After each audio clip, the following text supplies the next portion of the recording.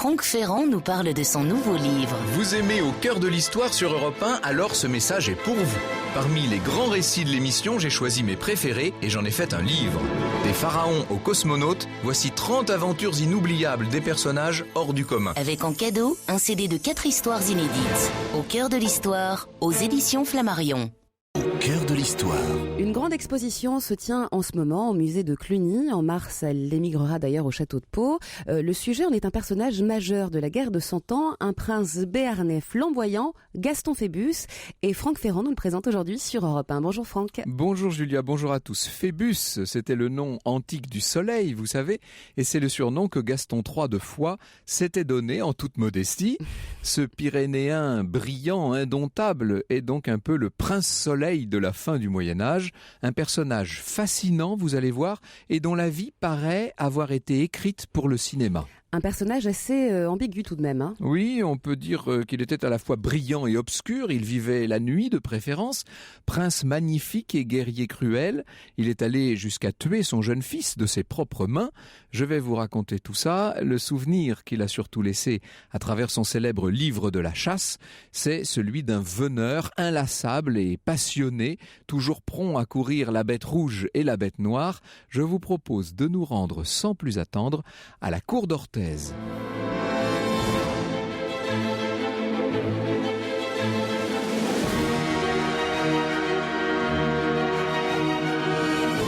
13h à 14h sur Europe 1, au cœur de l'histoire. Franck Ferrand.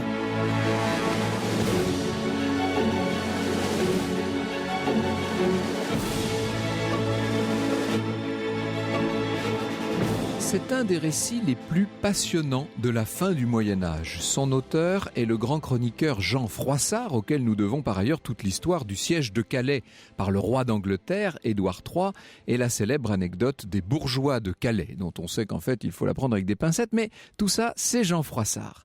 Ce récit dont je vais vous parler, dont je vais m'inspirer aujourd'hui, s'appelle « Le voyage en Béarn ». Il occupe tout le début du 3e livre des chroniques de Froissart, titre transparent, car c'est bien d'un voyage en Béarn qu'il s'agit à la cour d'Orthez, au pied du massif pyrénéen entre Bayonne et Pau, à la cour du plus brillant des grands seigneurs de l'époque, le lion, le soleil, Gaston III, comte de Foix, vicomte de Béarn, le premier des seigneurs de Gascogne et du Languedoc. Pourquoi Froissart ? Ancien historien officiel de la cour de Philippa de Hainaut, épouse d'Édouard III d'Angleterre. Froissart qui a donc beaucoup voyagé en Flandre, en Angleterre, au Pays de Galles, en Écosse, enfin bref dans tout le nord de l'Europe. Pourquoi Froissart éprouve-t-il le besoin, il a à ce moment-là la quarantaine bien sonnée, le besoin de faire ce voyage au sud du royaume de France, dans ce pays de Languedoc, si différent de son pays de Languedoil? Que vient donc faire l'escrivain du nord de la Loire dans ces contrées méridionales autrefois ravagées par la croisade des barons francs contre les Albigeois? Vous voulez savoir ce qui attire notre Jean Froissart du côté des Pyrénées? Eh bien, c'est la réputation du plus magnifique des ours pyrénéens, si j'ose dire. C'est la gloire un peu sulfureuse qui s'attache à la cour d'Orthez, la cour de Gaston Phébus, Gaston Soleil, ce Béarnais qui, en pleine guerre de 100 ans, paraît jongler en s'amusant avec les puissants royaumes qui l'environnent. France, bien sûr, Angleterre par le biais de la Guyenne, et puis Aragon et Navarre. Honoré seigneur et gentes dames, si j'ose dire, sachez bien que la réputation de Gaston de Foix n'est pas mince. Le preux chevalier, qui a pour surnom Phébus et qui va toujours tête nue pour mettre en valeur sa crinière dorée, Gaston fait inscrire sur ses donjons « Phébus m'a fait ». Les combats, il les mène, il charge, si je puis dire, au cri de Phébus en avant, et sa devise n'est pas plus modeste, « touche-y si tu oses ». Je ne me donnerai pas le ridicule d'essayer de la dire en béarnais, ce serait pas brillant. Si Gaston Phébus, qui règne sur une double principauté pyrénéenne d'environ 10 000 de nos kilomètres carrés, s'il attire les curieux, et au premier rang d'entre eux le chroniqueur Jean Froissart donc, c'est parce qu'il est courageux certes et audacieux et munificent, mais aussi, bien sûr ça ne gâte rien et j'aurais même peut-être dû commencer par là, mais aussi parce qu'il est très très riche. À sa mort, on trouvera dans ses coffres plus de 700 000 florins d'or, une fortune invraisemblable pour l'époque et qui explique en partie la splendeur dont témoigne l'actuelle expo du musée de Cluny et qui s'explique par la mise en place d'une fiscalité directe et indirecte incomparablement plus efficace chez Gaston Phébus que celle qu'on pouvait trouver à la même époque chez les suzerains et souverains d'Occident. Alors, d'où vient la richesse des marchands béarnais ? Elle vient d'une sorte de commerce triangulaire, si j'ose employer l'expression, mais d'un commerce triangulaire tout à fait honorable, celui-ci. Les Béarnais, à cette époque, exercent un monopole de fait sur les échanges entre Atlantique et Méditerranée. Ils sont bien placés, là, ils sont à la jonction. C'est bien simple. Ils achètent en Languedoc du pastel, dont on fait beaucoup d'usage pour la teinture des vêtements notamment. Ils achètent du pastel et des étoffes d'origine diverses, essentiellement italiennes et catalanes. Ils s'en vont revendre tout ça à Bayonne, qui à l'époque est occupée par les Anglais. Et avec leurs bénéfices, ils achètent du velours, de la dentelle, bref, tout ce que les Anglais sont capables de rapporter de Flandre. Velours et dentelle qui, entre nous, présentent l'appréciable avantage de ne pas peser trop lourd, donc d'être assez facilement transportables. Et ces étoffes très précieuses, eh bien, ils s'en vont les revendre à Pampelune et tout au long de la vallée de l'Èbre, dont ils rapportent la laine et les épices destinées au Languedoc, et ainsi de suite. Vous voyez, c'est un bon commerce. Tout ça jusqu'à constitution d'une foule de contribuables dont l'impôt atterrit grâce à une organisation efficace dans les coffres de Gaston Phébus. L'organisation, c'est du reste le point fort du comte de Foix. Il organise aussi bien ses soldats qui sont redoutés dans toute la région et au-delà que ses veneurs. Son plus grand plaisir, je vous l'ai dit, c'est la chasse, comme en témoigne son célèbre livre de chasse, ce traité qui pendant des siècles devait maintenir vivant le souvenir de Gaston. Prince Soleil, prince poète et musicien, ami des arts, bibliophile, grand mécène, vous commencez à mieux comprendre l'intérêt de notre Jean Froissart pour un personnage aussi attrayant. Claudine Payès, biographe récente de Gaston Phébus, raconte « Muni de lettres de recommandation de Guy de Blois, son protecteur d'alors, Froissart partit donc pour le Béarn en passant par le Languedoc, Carcassonne, Montréal, Fangeau, Belle-Pêche, Mazères, Saverdun et Pamiers, où il s'arrêtera 3 jours pour attendre compagnie pour aller en Béarn. Là, il rencontra Espin du Lion, proche compagnon de Phébus, avec qui il chevaucha à travers le comté de Foix, les terres de Comminges et d'Armagnac, la Bigorre. Un trajet de plusieurs jours qui fut très fructueux, sollicité sans cesse par Froissart en une sorte d'interview fleuve, Espin du Lion par là et par là encore. Des événements liés aux lieux qu'il traversait et qui apprirent beaucoup aux chroniqueurs picards sur les péripéties de la guerre dans le midi de la France, des hauts faits de Phébus, mais aussi de l'entourage du comte, de ses habitudes, de ses largesses, de ses coups de colère. Le chevalier avait laissé échapper une allusion au fait que le comte n'avait pas d'héritier direct. Le chroniqueur revint à plusieurs reprises sur cette situation, cherchant à savoir, à comprendre, mais là, Espin du Lion ne voulut pas expliquer.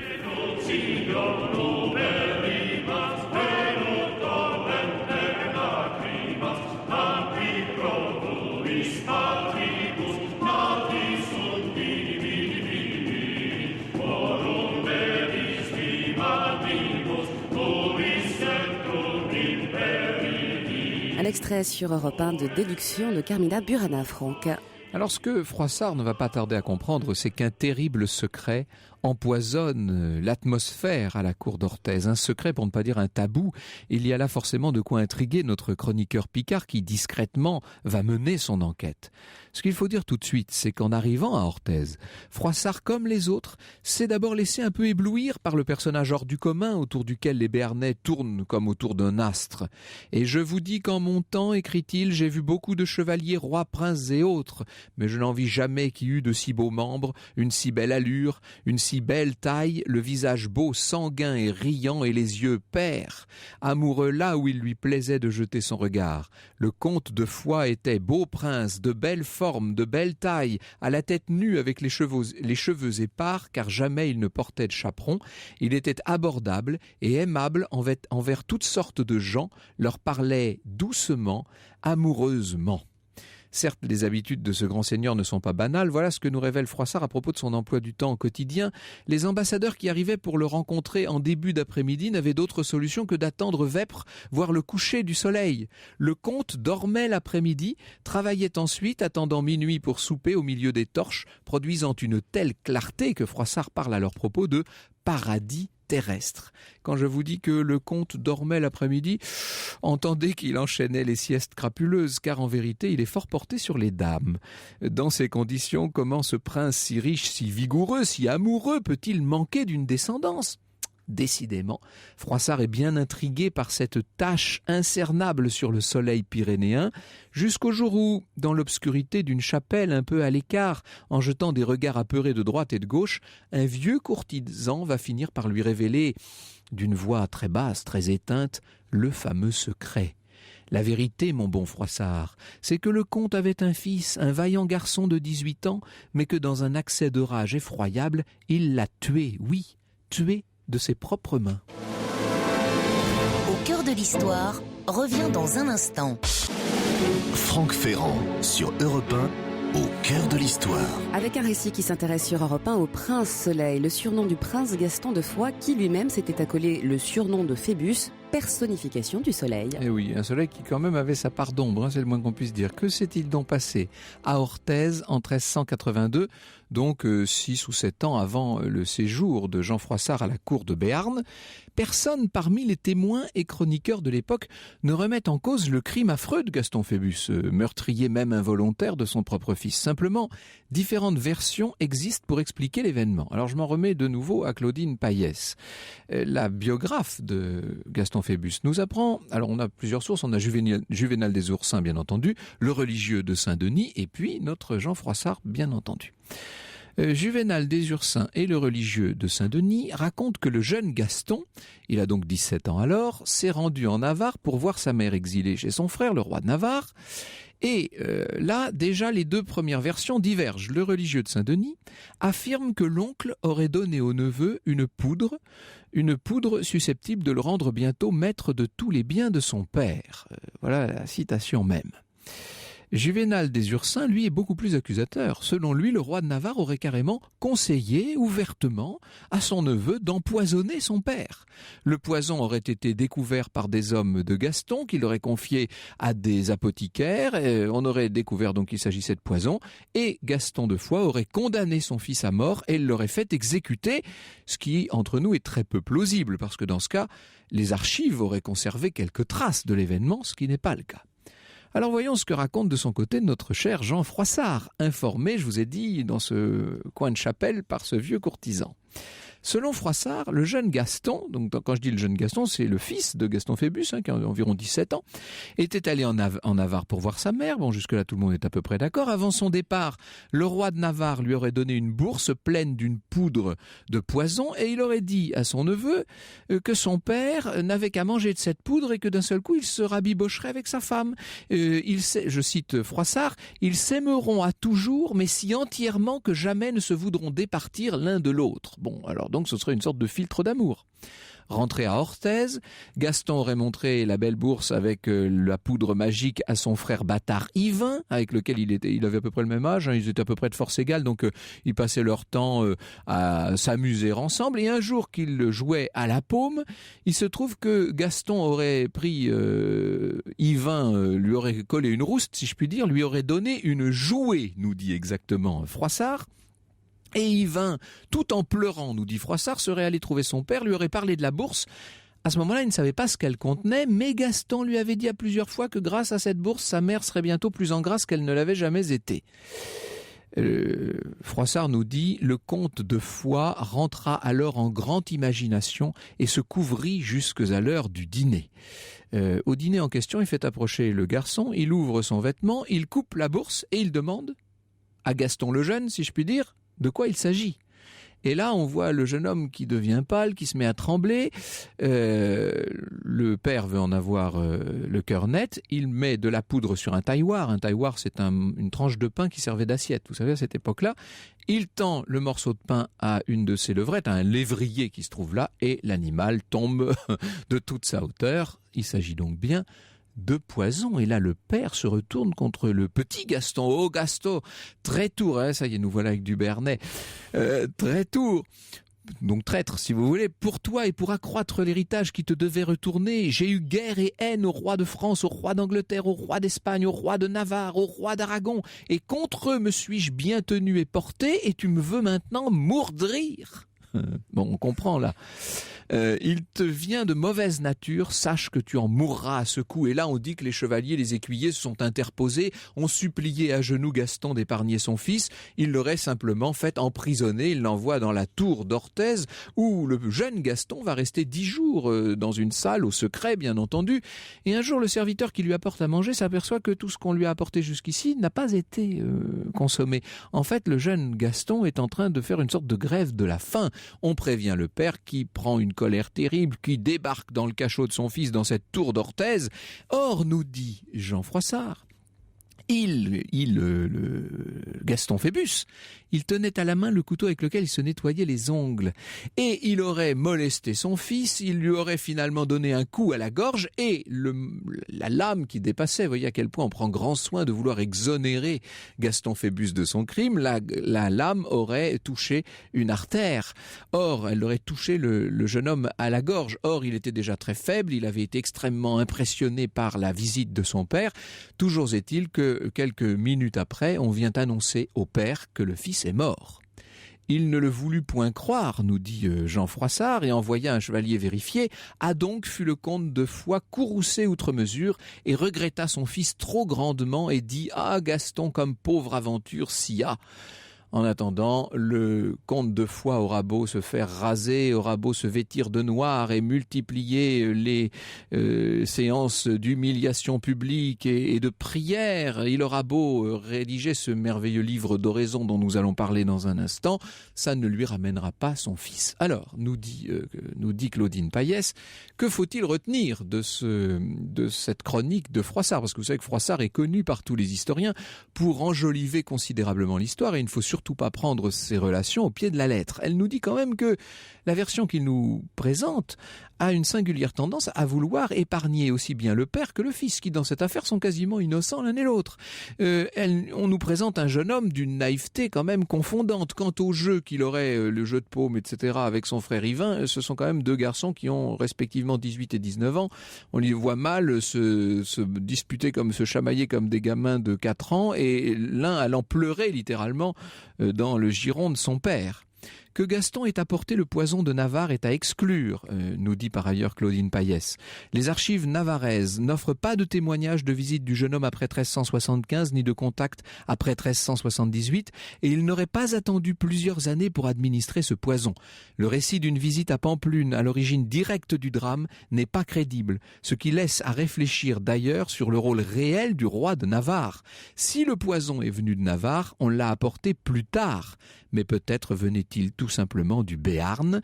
Dire cela n'aurait pas cadré avec la naïveté du prince affichée dans la version officielle. En effet, s'il s'agit d'un véritable complot, comme le laissent entendre du reste les exécutions multiples qui ont eu lieu, plus de 15 personnes ont été punies dans cette affaire, alors évidemment le prince serait très coupable jeune, et puis le vieux aussi sans doute en tuant son propre fils.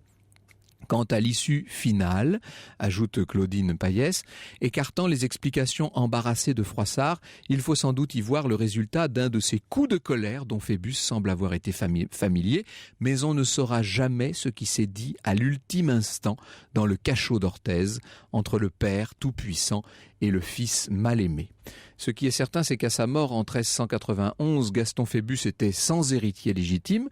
Quant à son fils, ce bâtard Yvain, qui en quelque sorte avait dénoncé son demi-frère, il mourra 2 ans seulement après son père, à Paris, dans le drame très célèbre du bal des Ardents. Vous savez, ce sont ces jeunes courtisans déguisés en sauvages qui s'étaient collés de l'étoupe et des plumes sur le corps avec de la poix et qui ont été brûlés vifs.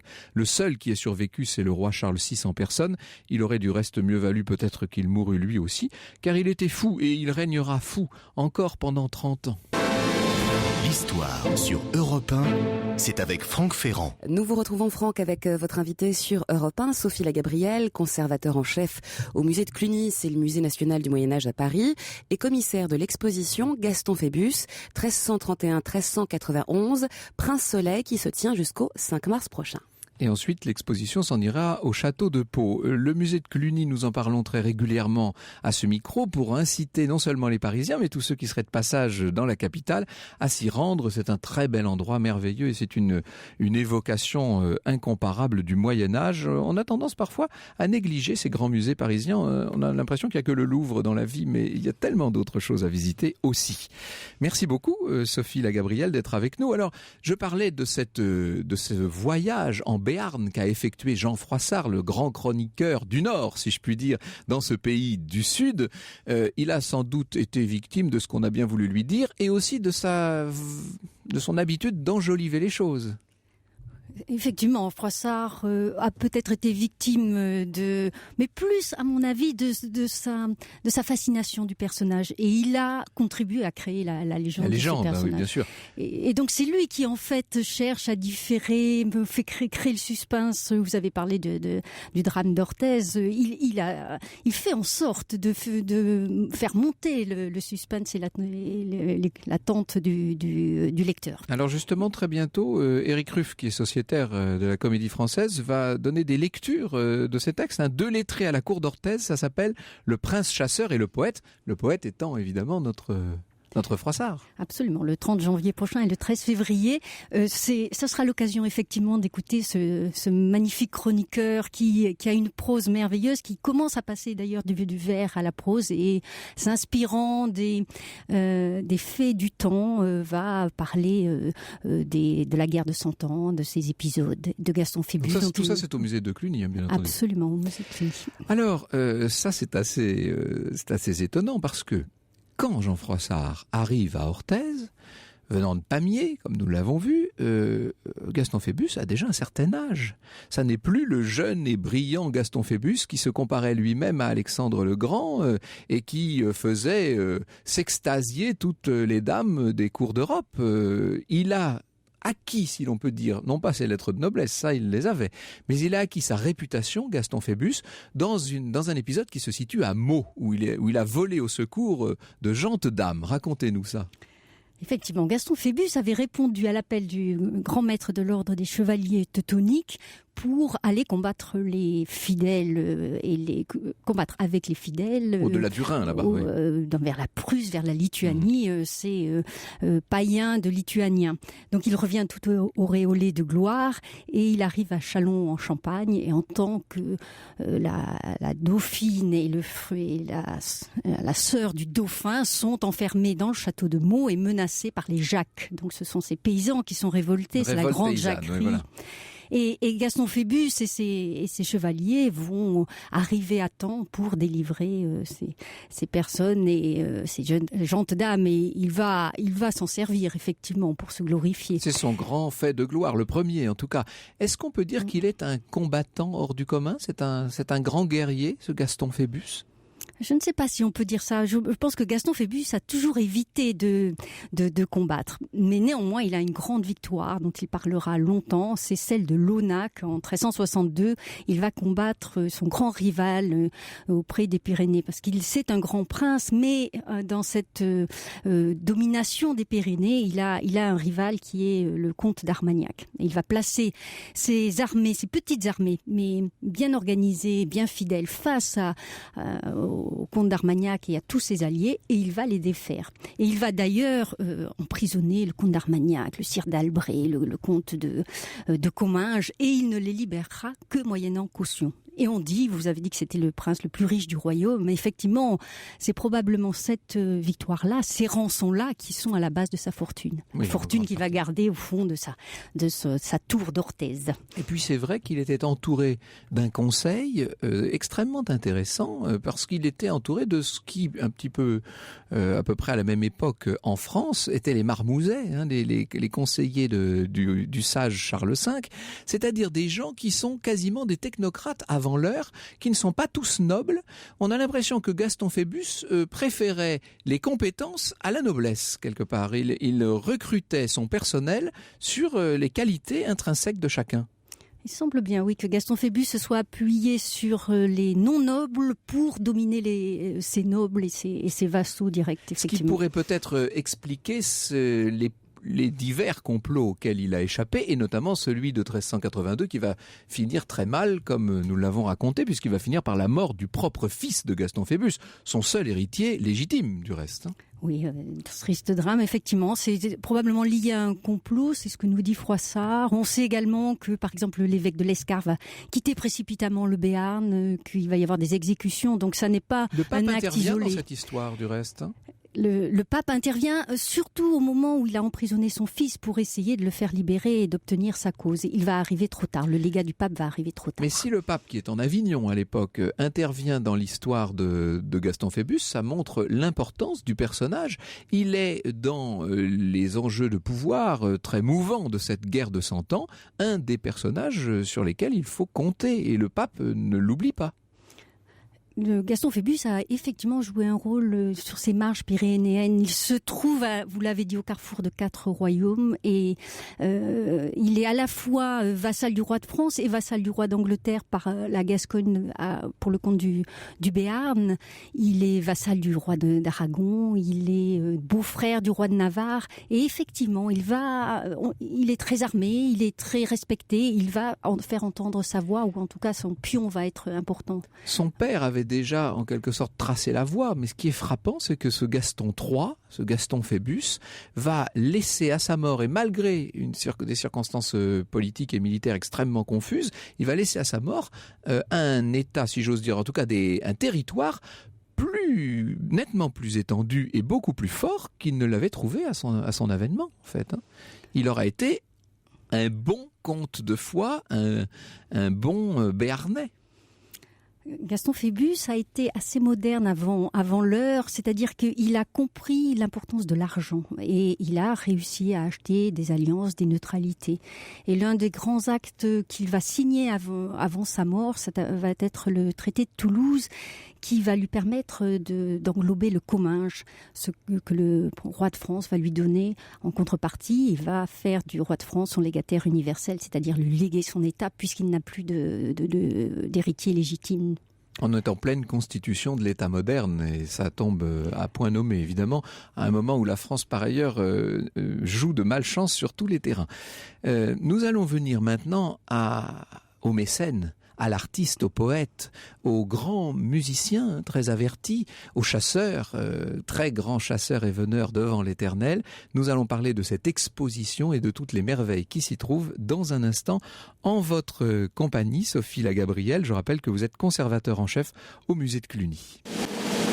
Franck Ferrand sur Europe 1, au cœur de l'histoire.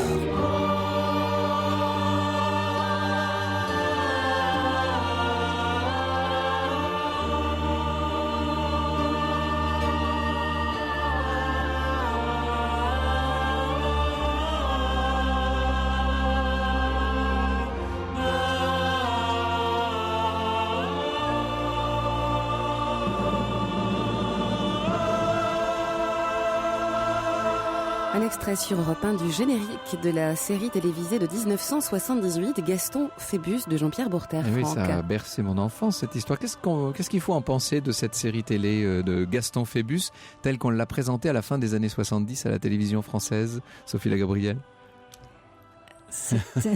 Je vous vois hésiter. Cette émission est basée sur un petit roman historique qui s'appelait Gaston et Muriane et qui malheureusement n'a pas beaucoup de fondements historiques. Et je regrette que l'on fasse passer le Gaston dont on vient de parler comme étant un petit... presque un pâtre, presque un berger. Un berger un peu affolé, un peu partant dans tous les sens, alors qu'il a été un organisateur, qu'il a su se faire reconnaître, qu'il a été respecté, a été, du fait de cette immense fortune dont nous parlions, un très grand mécène. À quoi ressemblait physiquement cette cour d'Orthez dans laquelle débarque Jean Froissart? À quoi ressemblent les palais? Comment sont les décors? J'imagine que la richesse ambiante est très grande. C'est en tout cas l'impression que transmet votre exposition au musée de Cluny. Nous avons essayé de reconstituer notamment une table telle que pouvait être une table d'argenterie, évoquer la musique, évoquer le château d'Orthez. Mais ceci dit, le château d'Orthez, le petit château de Montcade, est très réduit. Ça n'est qu'une modeste demeure. Mais ce qui faisait la célébrité de Gaston Phébus, c'est c'était une cour très cosmopolite. On y recevait des Gascons, des Béarnais, des Français, des Aragonais, et tous ces chevaliers, ces prélats échangeaient énormément. Et donc, c'est une cour intéressante. L'information y circule très bien, et puis elle est très cultivée. Oui, Gaston Phébus a une passion pour la musique notamment. Ça, j'ai découvert ça en préparant cette émission. Il était très avancé dans la recherche musicale de son temps, évidemment. Il avait l'air d'être extrêmement connaisseur. Alors vous savez que c'est la période encore où la poésie et la musique sont intimement liées. Il aimait beaucoup Guillaume de Machaut. On a son ouvrage dans sa bibliothèque. Et lui-même a composé des chansons. On en a composé sur lui. Et il entretenait des ménestrels, des troubadours, des chantres. Et il les échangeait avec les plus grandes cours d'Europe qui étaient elles aussi très brillantes au niveau de la musique. Il avait, et on est à exactement à la même époque que Jean de Berry, par exemple, il avait une librairie, comme on disait à l'époque, ce que nous appelons nous une bibliothèque d'une richesse absolument extraordinaire. Parmi les traits, votre exposition est pleine de manuscrits enluminés, les enluminures, toutes ces miniatures sont un des moyens d'appréhender le mode de vie de l'époque, une époque extrêmement colorée. Alors je ne sais pas si c'est pour le plaisir des miniaturistes ou parce que c'était comme ça dans la réalité, mais en tout cas les personnages sont vêtus toujours de costumes très chamarrés, tout ça est très vivant, très, très, très jeune, très frais. C'est important de le dire parce qu'on a une image souvent un peu grise, un peu tristounette du Moyen-Âge, même de cette fin de Moyen-Âge. Mais parmi les grands livres de Gaston Phébus, il y a d'abord et avant tout le fameux livre de chasse. C'est le livre de la chasse qui, d'ailleurs, a fait que le nom de Gaston Phébus est arrivé jusqu'à nous. C'est ce qui l'a rendu célèbre. Et effectivement, c'est un livre, vous parlez de couleurs, vous parlez d'images, vous parlez de costumes, et nous évoquons d'ailleurs ces aspects-là également dans l'exposition. C'est grâce au livre enluminé du livre de la chasse, travail qui a été fait à Paris dans les années 1407, donc effectivement tout au début du XVe siècle, que le livre a acquis peut-être toutes ces notes de noblesse et qu'il est devenu extrêmement populaire. Et effectivement, Gaston Phébus a écrit sur les animaux, il a écrit des choses qui n'avaient jamais été écrites. C'était presque un naturaliste avant l'heure, on peut dire. Voilà, oui, il a compris qu'il fallait se débarrasser de tout le discours moralisant, édifiant qui accompagnait toujours les bestiaires et les autres traités de chasse. Et donc, il est parti de son expérience, il est parti d'une description presque zoologique des animaux. Il a fait insérer dans son livre énormément d'images pour justement décrire ce dont il parlait, des animaux, de la nature, de leur manière de vivre, de leur manière de se nourrir, de la manière dont là où ils vivaient, comment les chasser, et donc ce goût de l'image et cet intérêt pour l'image est très très porteur pour lui. Il l'a senti. C'était très intéressant. J'ai sous les yeux le très beau catalogue qui accompagne évidemment cette exposition. Vous y expliquez notamment la distinction très nette pour les chasseurs, pour les veneurs, entre bêtes rouges et bêtes noires, c'est-à-dire entre quelque part les herbivores comme le cerf, ça c'est les bêtes rouges, et puis les carnivores comme le sanglier, omnivore en l'occurrence, qui sont les bêtes noires. Voilà, les bêtes noires, les sangliers, le loup, les bêtes un peu malfaisantes également. Et puis les bêtes rousses, ce sont celles qui donnent une bonne viande et qui sont agréables à chasser, comme le lièvre, le cerf, le daim, le renne. Et c'est encore une classification qui provient un petit peu du passé, mais qui le conserve. Il y a chez cet amoureux de la musique, cet amoureux de la chasse, etc., il y a aussi il y a un vrai chrétien. Alors, évidemment, ce qui s'est passé avec son fils a dû peser considérablement sur sa conscience, mais on le voit souvent en prière, en oraison. Il a écrit un livre des oraisons qui est souvent associé au livre de la chasse et qui se trouve sous la même reliure. C'est un livre où il prie en latin, il prie un petit peu en français. On le voit agenouillé en prière dans un superbe manteau parsemé d'or et de gemmes. Il est en prière et il se confesse et il parle de toutes les de tout ce que les contemporains lui reprochent, des vices, de l'homme qui est faillible. Et effectivement, c'est une prière assez moderne finalement. Ce qu'il y a de très moderne, ou en tout cas qui parle forcément à tout le monde, c'est l'amoureux qui sommeille en Gaston Phébus. J'ai parlé d'un de ses enfants naturels tout à l'heure. Il avait des maîtresses. Ses rapports avec sa femme ont été plus compliqués, il faut bien le dire. Gaston Phébus, on connaît de lui trois bâtards, dont le préféré, vous avez parlé, qui était Yvain, plus âgé que son fils légitime, Gaston, qu'il a eu avec sa femme Agnès de Navarre. On parlait tout à l'heure du feuilleton. Agnès de Navarre, dans ce feuilleton, apparaît souvent comme quelqu'un qui a eu intérêt à ce mariage, alors que c'est vraiment l'inverse. Agnès de Navarre descend du roi Louis X, elle est la fille de reine de Jeanne de Navarre, et donc il a fait un beau mariage par ce mariage. Lui a fait un très beau mariage, voilà. Elle plutôt une mésalliance finalement, même si elle a épousé un beau prince très riche après tout. Oui, mais Gaston Phébus aussi descendait de la famille d'Artois. Il avait aussi du sang capétien. Donc bon, ça, et puis ça n'est pas, c'est une fille et une des nombreuses filles de Jeanne de Navarre. Ils n'ont pas eu un mariage heureux. Effectivement, Gaston Phébus a répudié Agnès après la naissance de leur fils Gaston, et elle a passé les 30 dernières années de sa vie en Navarre auprès de son frère puis de son neveu. Il semblerait officiellement que ce soit une histoire de dot non versée. C'est ce que Gaston Phébus, et vous avez parlé de Froissart avance, médiation du pape, médiation de la comtesse Aliénor de Comminges, la mère de Gaston Phébus, mais rien n'y fait. Gaston Phébus ne fera pas revenir sa femme en Béarn. Et d'ailleurs, à sa mort, sa femme va réclamer tous les cadeaux de noces qu'elle a eus et qu'elle a laissés en Béarn, obligée de fuir précipitamment. Et elle a donc une très longue liste de tous les objets qu'elle avait reçus, couronne d'or, cercle d'or, couronne d'or offerte par la reine, vaisselle d'argent, écuelle, plat, rageoir, aiguillère d'or et d'argent, enfin on voit qu'elle était effectivement d'un milieu royal très fortuné. Est-ce que Gaston Phébus a été amoureux des femmes ? C'est ce qu'il nous a dit dans son prologue. Il nous dit que l'amour a compté pour lui.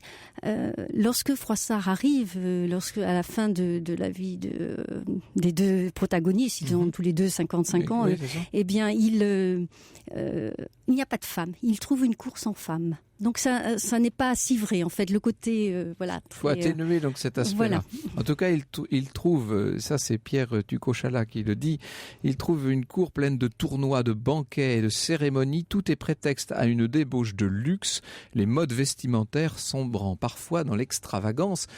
On a l'impression quand même d'une très grande vie à cette cour de Béarn. C'est ce qui ressort de ce personnage et de son temps.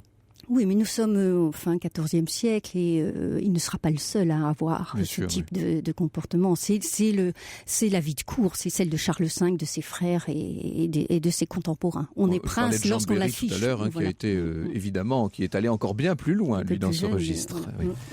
On peut dire qu'on a affaire à un prince moderne dans l'acception machiavélienne du terme. Gaston Phébus a été très manipulateur, effectivement. Il a très bien compris l'intérêt de l'argent et la manière d'utiliser l'argent comme un outil politique pour acheter des vassalités, pour acheter de neutralité. Il a compris énormément la manière de mener une diplomatie habile, neutre en apparence, mais nouant des accords en arrière. Effectivement, il a eu un gouvernement très moderne, à vrai dire.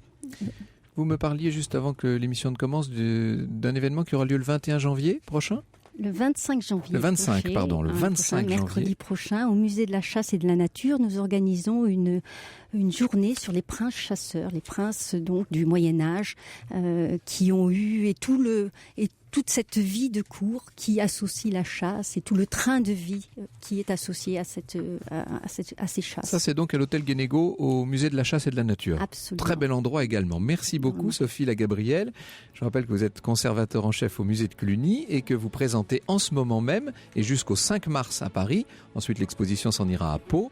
Une exposition qui s'appelle donc Gaston Phébus 1331-1391. Prince Soleil, j'aime bien cette appellation, je suis certain qu'elle lui portera chance. Franck Ferrand nous parle de son nouveau livre. Vous aimez Au cœur de l'histoire sur Europe 1, alors ce message est pour vous. Parmi les grands récits de l'émission, j'ai choisi mes préférés et j'en ai fait un livre. Des pharaons aux cosmonautes, voici 30 aventures inoubliables des personnages hors du commun. Avec en cadeau, un CD de 4 histoires inédites. Au cœur de l'histoire, aux éditions Flammarion. Édition Flammarion. Édition Flammarion. Édition Flammarion.